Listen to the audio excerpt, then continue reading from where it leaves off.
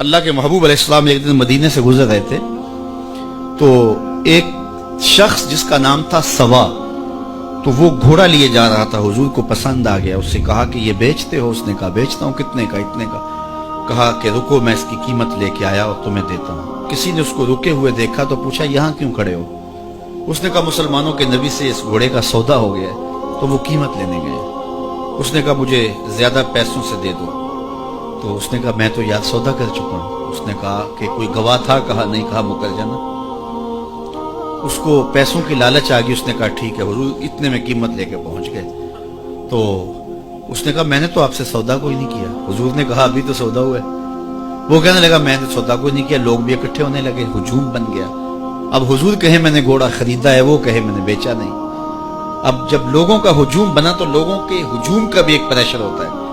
تو اس نے کہا کہ اگر بات لوگوں پہ چلی گئی تو صادق بھی یہ ہیں، امین بھی یہ ہیں، تو لوگ تو انہیں سچا کہیں گے۔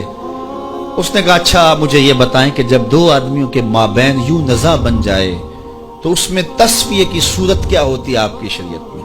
تو حضور نے فرمایا میری شریعت تو کہتی ہے کہ جو مدعی ہے وہ گواہ لائے، والیمین علی من انکر، جو انکار کرتا ہے وہ قسم دے دے۔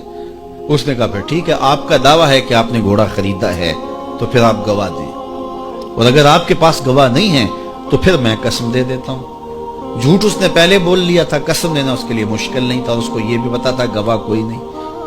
تو اس نے کہا جناب آپ گواہ پیش کر دیں تو میں گھوڑا دے دیتا ہوں جس قیمت پہ آپ بتا رہے ہیں، اور اگر آپ کے پاس گواہ نہیں ہے تو پھر میں قسم دے دیتا ہوں۔ اب بھری بزم تھی، لوگوں کا ہجوم تھا، اور اس نے ایک ایسی بات کی۔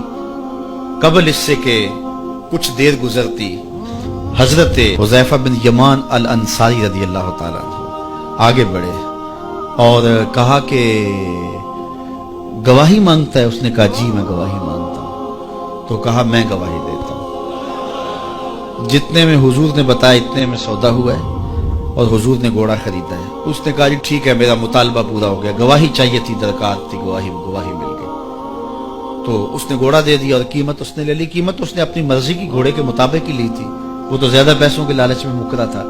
تو خیر اس کو راستہ نکلنے کا مل گیا، لوگ ہٹنے لگے تو حضور نے حضرت حذیفہ رضی اللہ تعالیٰ عنہ کو اشارے سے قریب کیا اور کہا کہ تم نے گواہی دی، تم تو موقع پہ موجود ہی نہیں تھے، تو تم نے گواہی کیسے دی؟ تو حضرت حذیفہ رضی اللہ تعالیٰ عنہ نے کہا حضور گھوڑا کیا ہے، آپ کے کہنے پہ تو ہم نے رب کی گواہی دے دی، ہم نے رب کو دیکھا تھا، آپ نے کہا نہ ہے تو ہم نے مان لیا، تو یہ گھوڑا کیا ہوتا ہے؟ تو حضور نے حضرت حذیفہ کا ہاتھ پکڑ کے فضا میں بلند کیا اور لوگوں کو کہا جانے والوں رک جاؤ۔ لوگ ٹھہر گئے۔ کہا کسی عدالت کچہری میں گواہ کی ضرورت ہو تو میری شریعت دو گواہ مانگتی ہے، لیکن جہاں میرا خزیمہ ہوگا، ہاں حذیفہ نہیں، خزیمہ بن ثابت انصاری رضی اللہ عنہ، جہاں میرا خزیمہ ہوگا وہاں ایک ہی گواہی دو کے قائم مقام ہوگا۔ فیض پہنچا اے رضا احمد پاک کا، ورنہ ہم کیا جانتے خدا کون ہے۔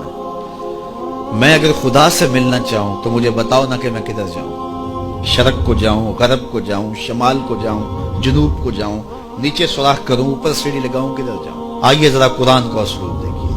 وَإِذَا سَأَلَكَ عِبَادِي أَنِّي فَإِنِّي قَرِيبٌ، حبیب میرے بندے تیرے پاس آ کے میرا پوچھتے ہیں، بندے میرے ہیں، مجھے ڈھونڈتے ڈھونڈتے تیرے پاس آ گئے اور تیرے پاس آ کے پھر میرا پوچھنے لگے۔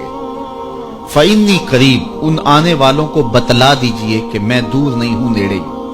فا تاقیبیہ کے بعد علماء تفسیر نے لکھا کہ کل مقدر ہے، یہاں کل ماننا پڑے گا۔ فَإِنِّي قَرِيبٌ اے فَقُلْ إِنِّي قَرِيبٌ، ان کو کہہ دیجئے کہ وہ دور نہیں، آگے ہو تو مل جائے گا۔ یہ ہے ترجمہ کل کے مقدر ماننے سے۔ لیکن صوفیہ فرماتے ہیں کل کو مقدر ماننے کی ضرورت ہی کیا ہے، بات ہی سیدھی ہے۔